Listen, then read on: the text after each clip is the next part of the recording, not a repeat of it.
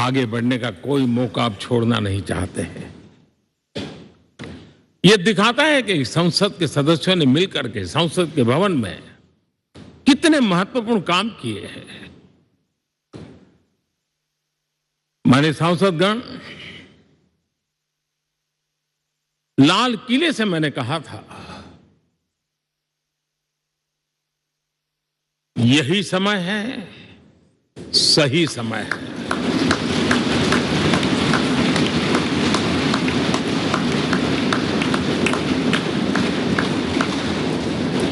एक के बाद एक घटनाओं की तरफ हम नजर करेंगे। हर घटना इस बात का गवाह दे रही है कि आज भारत एक नई चेतना के साथ पुनर्जागृत हो चुका है।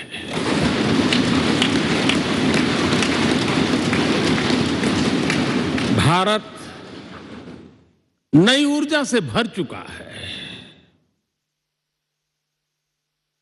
और यही चेतना, यही ऊर्जा ये देश के कोटि कोटि जनों के सपनों को संकल्प में परिवर्तित कर सकती है और संकल्प को परिश्रम की पराकाष्ठा कर करके सिद्धि तक पहुंचा सकती है। ये हम देख सकते हैं।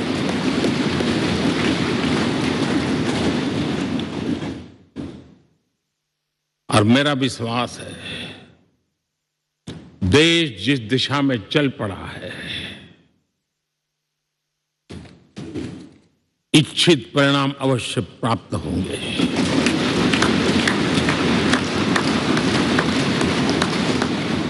हम गति जितनी तेज करेंगे, परिणाम उतने जल्दी मिलेंगे।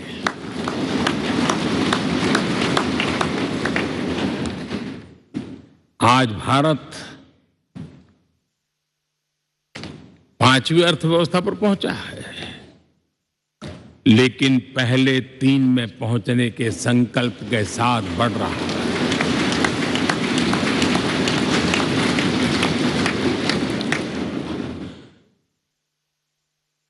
और मैं जिस स्थान पर बैठा हूं, जो जानकारियां प्राप्त होती है, उसके आधार पर विश्व के गणमान्य लोगों से बातचीत करता हूं, उसके आधार पर मैं बड़े विश्वास से कह रहा हूं, हम में से कुछ लोगों की निराशा हो सकती है, लेकिन दुनिया आश्वस्त है कि भारत टॉप 3 में पहुंच के रहेगा।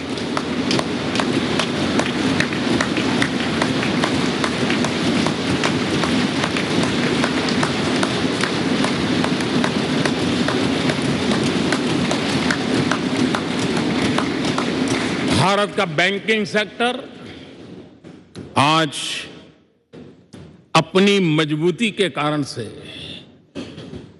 फिर एक बार दुनिया में सकारात्मक चर्चा का केंद्र बना हुआ है।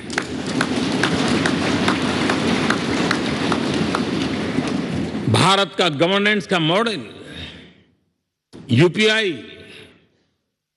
डिजिटल स्टैक, मैं इस G20 में देख रहा था, मैंने बाली में भी देखा। टेक्नोलॉजी की दुनिया को लेकर के भारत का नौजवान जिस प्रकार से आगे बढ़ रहा है, पूरे विश्व के लिए कौतुक भी है, आकर्षण भी है और स्वीकृति भी है।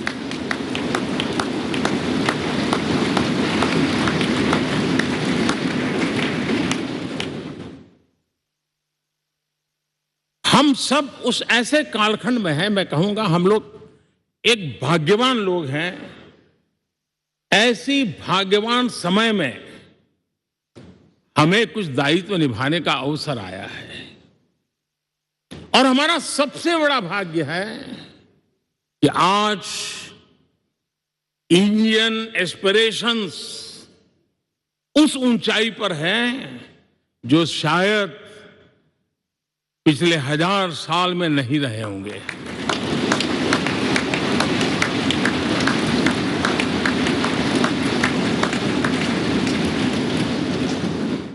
गुलामी के जंजीरों ने उसके एस्पिरेशंस को दबोच के रखा था।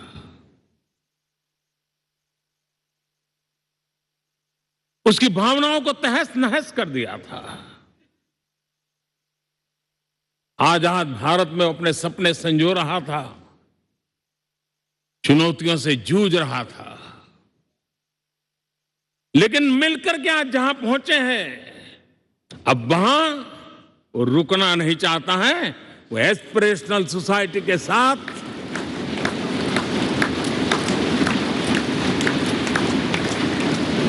नए लक्ष्य गढ़ना चाहता है।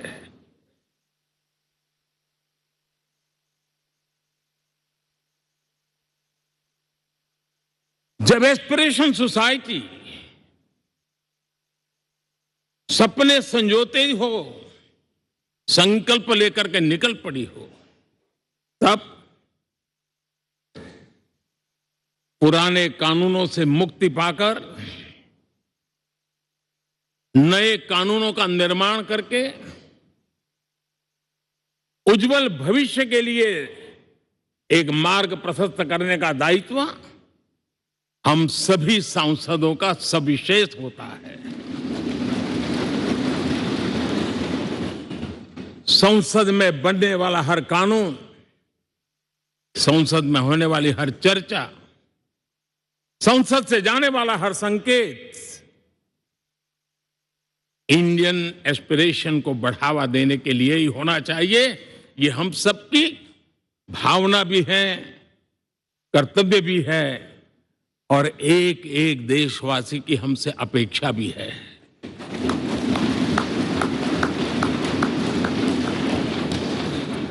हम जो भी रिफॉर्म करें, उसके मूल में इंडियन एस्पिरेशन सबसे सर्वोच्च पद पर होना चाहिए, प्राथमिकता पर होना चाहिए।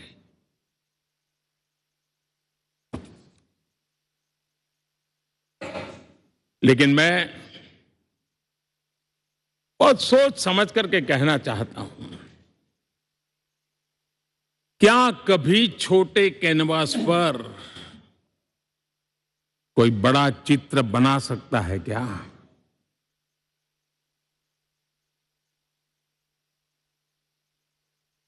जैसे छोटे कैनवास पर बड़ा चित्र नहीं बन सकता, वैसे हम भी अगर हमारे सोचने के कैनवास को बड़ा नहीं कर सकते, तो भव्य भारत का चित्र भी हम नहीं अंकित कर सकते।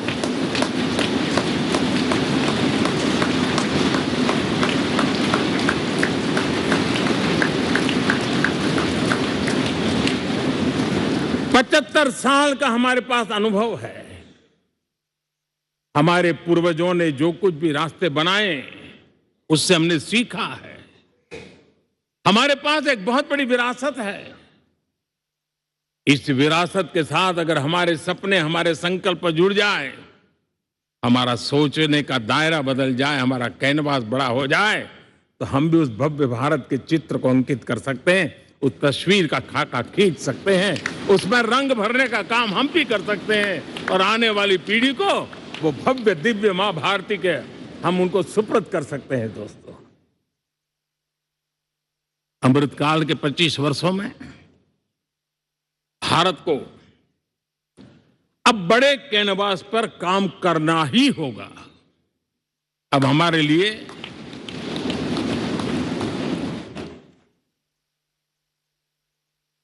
छोटी छोटी चीजों में उलझना, वो वक्त चला गया है। हमें आत्मनिर्भर भारत बनाने के लक्ष्य को सबसे पहले परिपूर्ण करना चाहिए और हमसे शुरुआत होती है, हर नागरिक से शुरुआत होती है। और आज दुनिया में भी एक समय ऐसा था कि लोग मुझे कहते थे, हमारे बड़े बड़े बुद्धिजीवी और अर्थशास्त्री लिखते थे कि मोदी आत्मनिर्भर की बात करता है तो मल्टीलेटरलिज्म के सामने चुनौती तो बन नहीं जाएगा, ग्लोबल इकोनॉमी के जमाने में ठीक तो नहीं होगा। लेकिन 5 साल के भीतर भीतर देखा, दुनिया भारत के आत्मनिर्भर मॉडल की चर्चा करने लग गई है।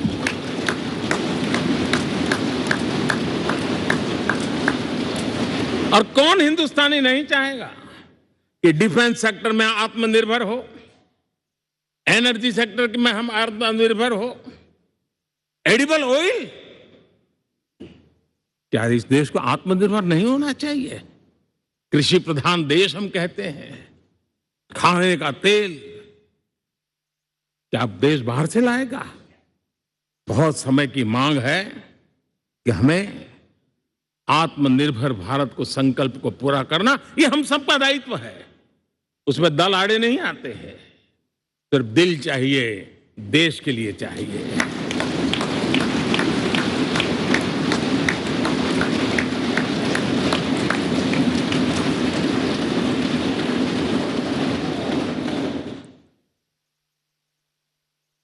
हमें अब मैन्युफैक्चरिंग सेक्टर में दुनिया में सर्वश्रेष्ठ बनने की दिशा में ही कदम रखने होंगे। और मैंने एक बार लाल किले से कहा था, जीरो डिफेक्ट जीरो इफेक्ट। हमारे प्रोडक्ट में कोई डिफेक्ट ना हो, हमारी प्रक्रिया में पर्यावरण पर कोई इफेक्ट ना हो, ऐसा जीरो डिफेक्ट जीरो इफेक्ट वाला हमें दुनिया के सामने मैन्युफैक्चरिंग क्षेत्र में जाना होगा। हमारे डिजाइनर, हमारे यहां निर्माण हो रही डिजाइन्स, हमारे सॉफ्टवेयर, हमारे एग्रीकल्चर प्रोडक्ट्स, हमारे हस्तशिल्प, हर क्षेत्र में अब हमें वैश्विक मापदंडों को पार करने के इरादे से ही चलना चाहिए, तब जाकर के विश्व के अंदर हम अपना झंडा फहरा सकते हैं। मेरे गांव में मेरा सबसे अच्छा माल हो, इतनी बात नहीं चलेगी। मेरे राज्य में मेरा सबसे अच्छा प्रोडक्ट नहीं चलेगा, मेरे देश में मेरा सबसे अच्छा प्रोडक्ट नहीं चलेगा, दुनिया में मेरा प्रोडक्ट सबसे अच्छा होगा, ये भाव हमें पैदा होगा।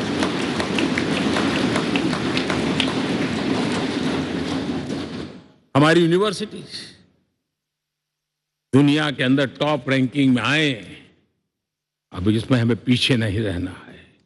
हमारे शिक्षा जगत को नई नेशनल एजुकेशन पॉलिसी मिली है, एक खुलापन है, सर्व स्वीकृत बनी है। उसके सहारे अब हमें चल पड़ना है।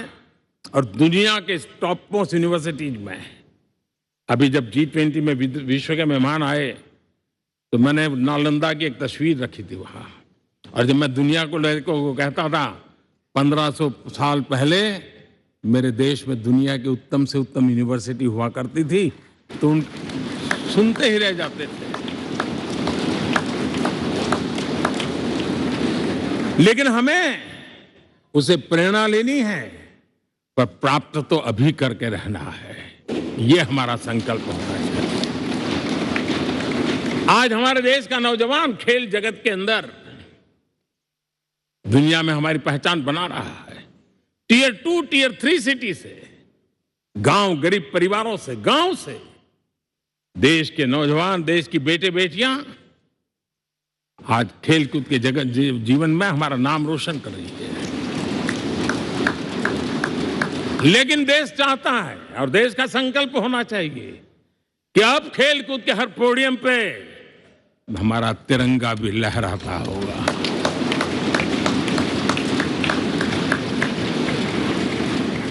हमें अब पूरा हमारा दिमाग क्वालिटी पर फोकस करना ही होगा, ताकि हम विश्व की आशा अपेक्षाओं के अनुकूल और भारत के सामान्य मानव के जीवन में भी क्वालिटी ऑफ लाइफ के प्रति जो एस्पिरेशन बढ़ा है, उसको हम एड्रेस कर पाए। और जैसे मैंने कहा कि हम भाग्यवान हैं कि हम उस समय काम कर रहे हैं जब समाज अपने आप एक एस्पिरेशनल सोसाइटी है। हमारा और भी एक भाग्य है कि हम उस समय हैं जब हिंदुस्तान युवा देश है। हम दुनिया में सबसे ज्यादा जन आबादी वाला तो देश बने ही हैं, लेकिन सबसे बड़ी आबादी, उसमें भी सबसे युवा, ये पहली बार हुआ है।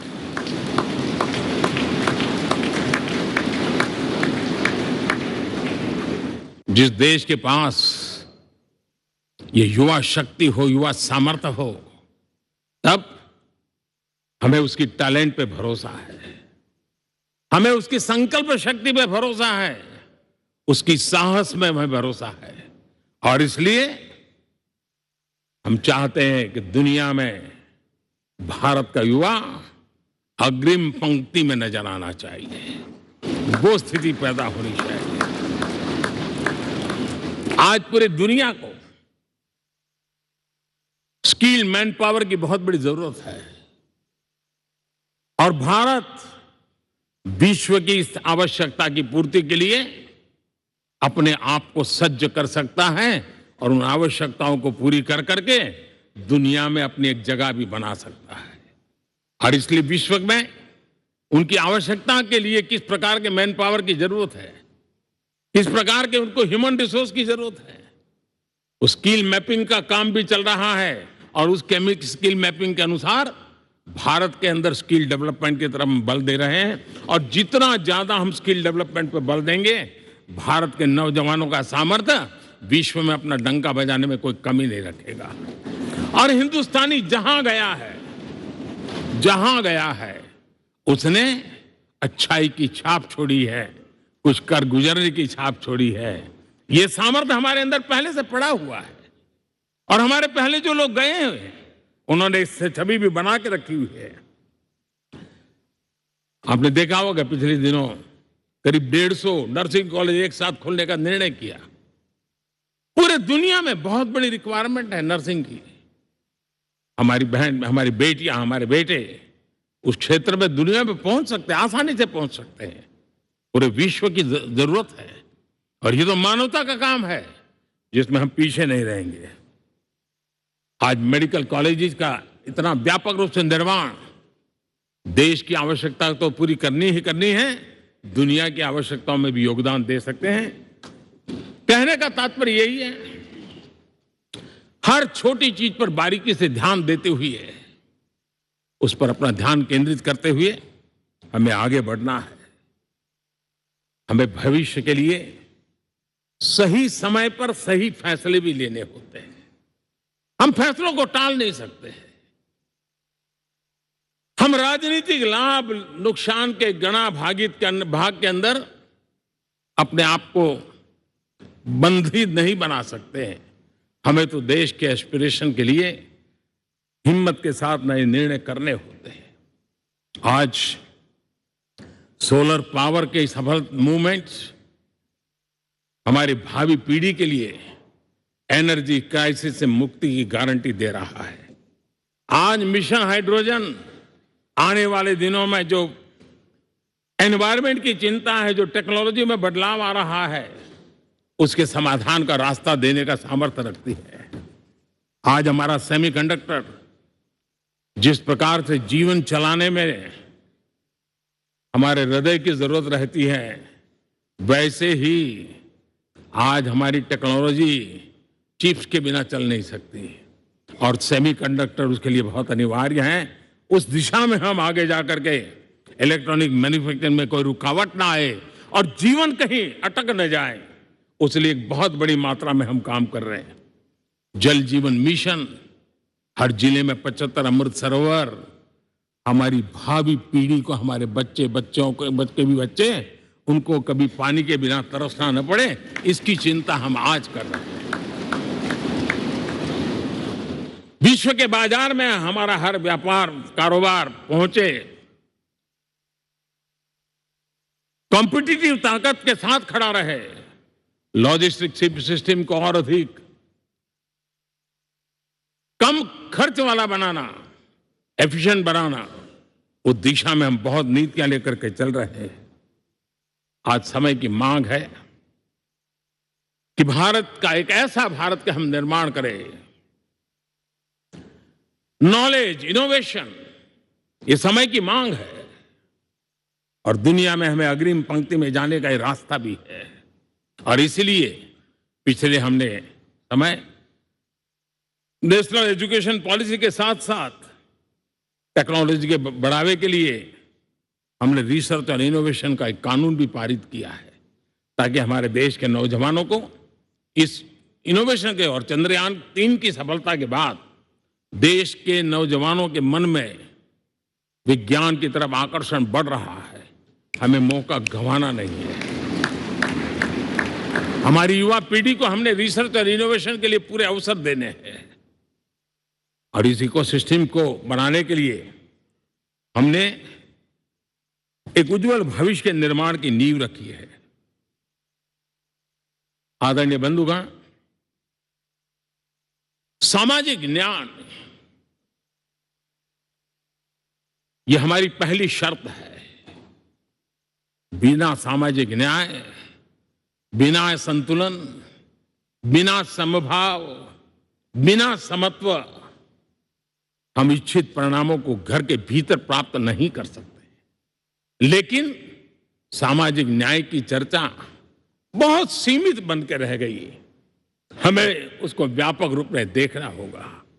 हम किसी गरीब को कोई सुविधा दें, किसी समाज में दबे कुचले व्यक्ति को कोई सुविधा दें, वो तो सामाजिक न्याय की एक प्रक्रिया है।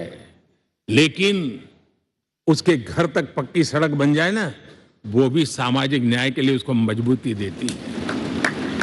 उसके घर के नजदीक में बच्चों के लिए अगर स्कूल खुल जाए तो वो भी उसको सामाजिक न्याय की मजबूती देती है।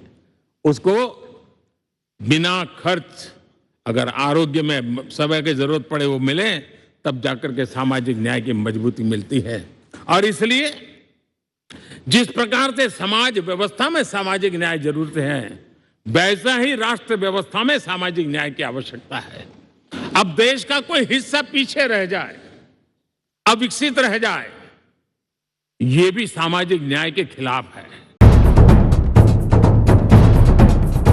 सह्याद्रीची उंची म्हणजे झी 24 तास।